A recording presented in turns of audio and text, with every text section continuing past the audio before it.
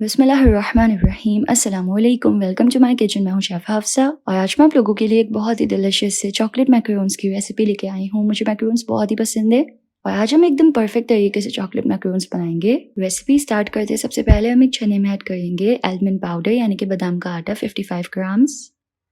साथ ही इसमें ऐड करेंगे पाउडर्ड शुगर 60 ग्राम्स यानी कि पाउडर चीनी, कोको पाउडर 3 ग्राम्स। मैं जो कोको पाउडर यूज़ कर रही हूँ ना, इसका कलर बहुत डार्क होता है इसलिए मैं थोड़ा कम ऐड कर रही हूँ। आप चाहें तो थोड़ा ज़्यादा भी ऐड कर सकते हैं।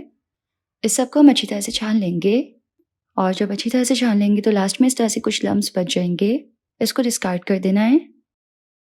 अब इस सबको हम दोबारा से छानेंगे तो उसके लिए हम एक बोल पे एक छन्ना रखेंगे और उसमें ये सब ऐड करेंगे और अब दोबारा से हम इसको अच्छी तरह से छान लेंगे।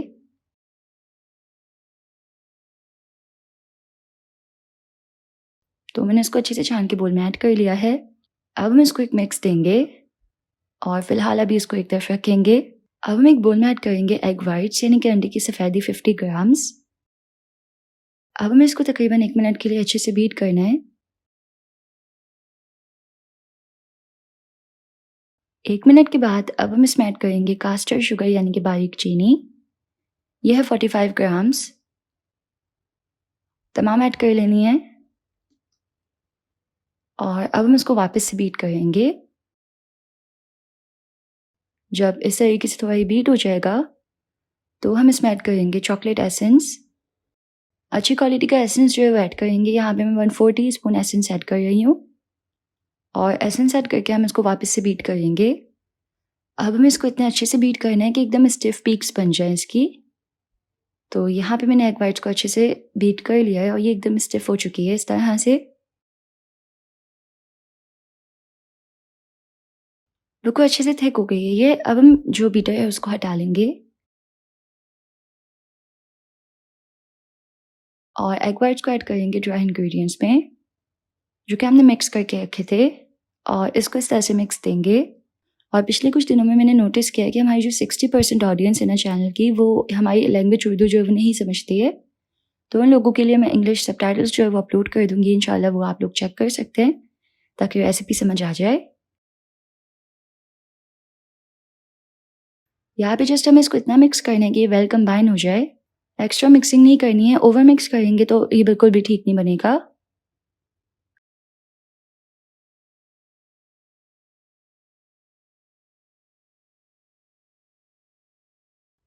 जब इस तरीके की कंसिस्टेंसी हो तो इसका मतलब ये अच्छे से मिक्स हो गया है।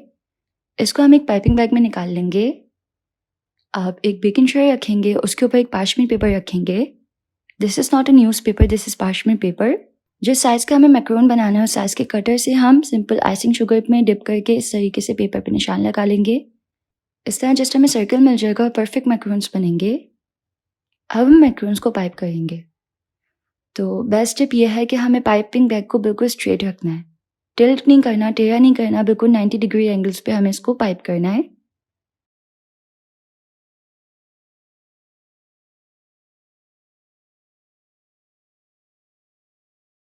सो यहाँ पे I have piped all the macros. अब हम इसको इस तरह थोड़ा टैप करेंगे अच्छी तरह ताकि जो एयर बबल्स है वो निकल जाएं।